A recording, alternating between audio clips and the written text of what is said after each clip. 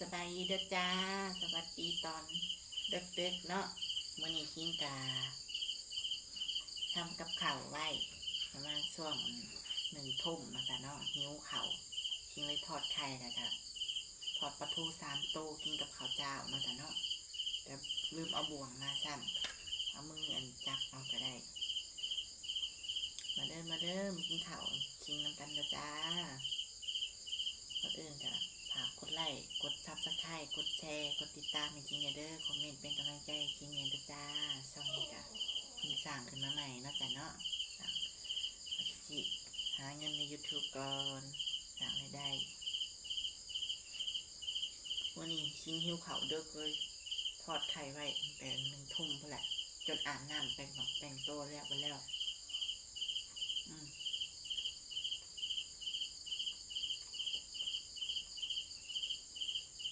ตอนดึกๆหนังคิงเหรอข้าวยังเบาเนาะหิวข้าวแห้งบ่ลูกแล้วบางเว้นเนี่ยก็กินไปละเอียดดอกสิ่งจังก็ไม่ทำมอง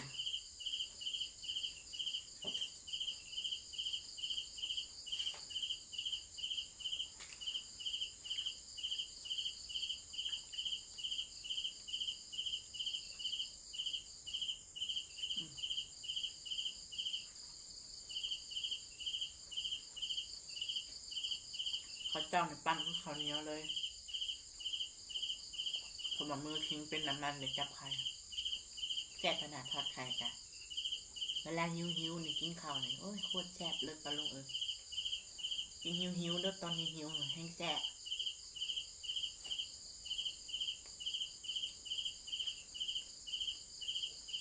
ถ้ากินตอนทอนอืดแล้วมันโมหิวแล้วมันโมแซ่บหอมเบน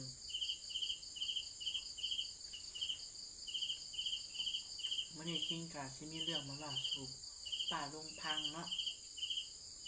ช่วงตีนไปทำมอนบ่อยู่แล้วก็ช่วงที่คิงอยู่คนเดียวจนเป็นอาทิตย์นี่ค่ะเพราะว่าคิงได้ยินเสียงคือคนอย่างขึ้นเติงเฮือนอย่างแม่ที่ชาติได้พังเลยสมมติว่าอะไรเนี่ยเป็นตุกเป็นคนอย่างคือชาติได้พังในคืนนั่นน่ะคิงได้ยินเลยได้ยินคนเล่ากันผู้เฒ่ากับผู้เฒ่ากับไม่เฒ่าคุณยายเล่ากันแล้วก็เสียงอย่างนี่แหละ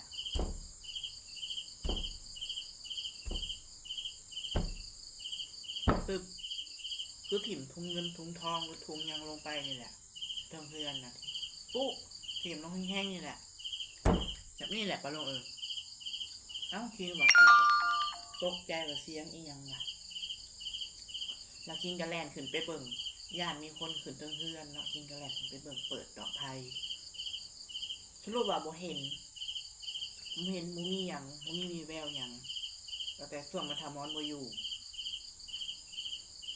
แล้วคิงก็อยู่คนเดียวนี่แต่มาหันนอนเผายุ่งอยู่หน้าบันไดน่ะแต่ว่ากลางเว้นนี่ก็ยังแดงแกะยังแดงยินเสียงหยาแล้วก็ตึ๊บตึ๊บตึ๊บตึ๊บคือเสียงหยาก็คือแบบมันคือว่าตีนเล็กน้อยหยางกับบอแม่นเพราะมันเป็นตีนผู้ใหญ่หยางตึ๊บตึ๊บวนไปวนมาเดินเพื่อนกลางเว้นส่วนมาทำมอนทันได้มาน่ะแล้วมาอีกช่วง2 โมงนี่ก็ช่วง2 โมงคิงลุกขึ้นมาเหี่ยวคิงก็ยังได้ยินอันเสียงผู้เฒ่าแล้วก็เสียงผู้หนุ่มผู้แก่เขาว่าวกันในเพื่อนนี่แหละป้าลุงว่าวในห้องไม่ทำมอนนี่แหละว่าวว่าวคือแบบเรื่องนั่นเรื่องนี้ส่วนนั่นนี่ว่าวนะคิงกับเสียงเขาเจ้าเบิ่งโทรศัพท์บ่มันก็บ่แม่นนะเนี่ยมันก็2 โมงแหละคิงก็เลยจนบ่กล้าออกมาเหี่ยวเลยอดไว้เหี่ยวมืออื่นนะมันเป็นแบบนี้นะเป็นอาทิตย์แล้วคิงได้ยินแบบนี้อย่างตึ๊บตึ๊บตึ๊บเพื่อนเนี่ยกับที่ข่าวเที่ยงคืนนี่ได้นี่คิงหนังคิงข่าวนี่ที่ข่าวเที่ยงคืนแล้วมันเป็น 2 คืน 3 คืนนั่นแหละคิงก็รู้สึกว่ายันย่านเนี่ยในใจกับยันย่านเนี่ยถึงมันถึงเงินถึงทองลงบ่บ่ถามเขาสอบข่าวมาปุ๊บไว้เพื่อนบ่ว่ะเขาถามไม่ถามบ่ในใจแต่กับบริมาหลอกมาร้อนบริมาองค์มาอ้ำดอกปะลุงแค่แค่มาเบิ่งเพื่อนสื่อบ่จ๊ะแค่ขึ้นเบิ่งเทิงเพื่อนเทิงซานทั้งลุ่มทั้งเทิงเพราะม้ามือนั่นก็ครบ4 โตอยู่นะหน้าบ้านนะคะขึ้นไปตรวจสอบแล้วค่ะไม่มีภัยแล้วพ่อทิ้งลงมานี่ไม่ได้ดอกประมาณ1 ชั่วโมงดอกแล้วก็ได้ยินเสียงแก๊กแก๊กแก๊กแก๊กแก๊กแก๊กมันเสียงหนูมันเสียงหยังคือเสียงคนอย่างแล้วก็เสียงคนจับนั่นจับนี่ท้องเรือนนะแต่คิงก็ในใจก็ย่านในใจหนึ่งก็บ่ย่านมันได้ดอกเพราะว่าก็มีมาเนาะดอกพายเพิ่งก็เปิดเบิดทุกดอกเวลานอนคิงกับปิดเบิดทุกอันจงว่าจะภายหน้าบ้าน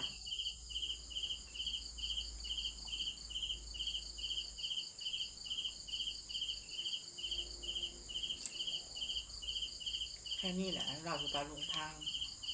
หลังจากที่ทิ้งอยู่ผู้เดียวนี่แหละบางมือก็ย่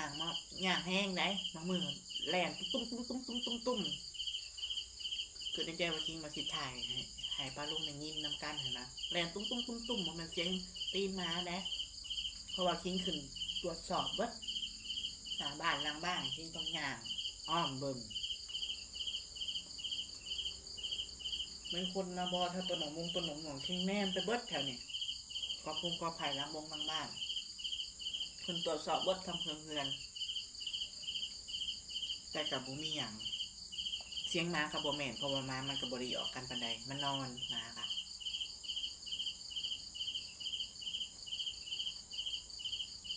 จะเป็นคนกับโบแมน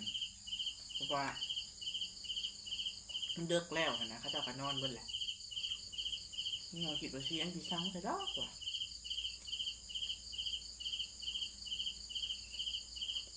อาจจะเป็นผีหรือสิ่งศักดิ์สิทธิ์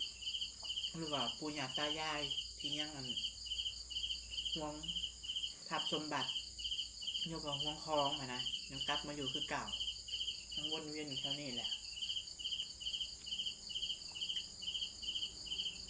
แต่ก่อนส่วนนางเสือเราทานในเซียน่ะเรายืนห้าวอยู่นี่แหละห้าวอยู่นี่แล้วก็มาปีนอยู่เตียงนี่ห้าวอยู่กำแพงตัวนี่แหละทิ้งมาซองเบิ่งช่วงนั้นทิ้งอยู่คนเดียวได้ช่วงนั้นไม่ทำมอนแล้วกับผูกเงินเธออ้นช่วงนั้นฮะยืนห้าวนี่เลยทิ้งแง่เบิ่งมันห้าวเอี้ยวมันเห็นยังสักอย่าง